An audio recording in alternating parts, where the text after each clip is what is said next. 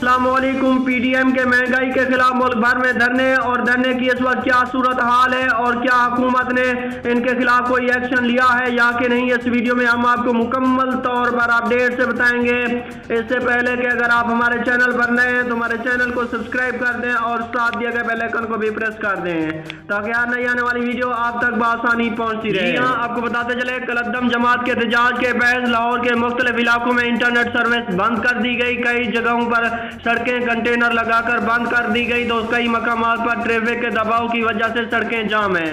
ادھر metro bus service بھی بند کر دی گئی۔ وزارت داخلہ نے گزشتہ روز پی ٹی اے کو خط لکھ کر لاہور کے مختلف علاقوں میں انٹرنیٹ سروس بند کرنے کی ہدایت کی تھی۔ ادھر راولپنڈی میں بھی متوقع لانگ مارچ کے پیش نظر سیکورٹی کے سخت انتظامات کر دیے گئے ہیں اور متعدد راستے بند ہیں۔ راولپنڈی میں میٹرو بس سروس بند کر دی گئی ہے جو صدر سے فیض آباد تک بند رہے گی۔ انتظامیہ کا کہنا ہے کہ آئی جے پی روڈ سے سیکٹریٹ تک میٹرو بس چلے گی۔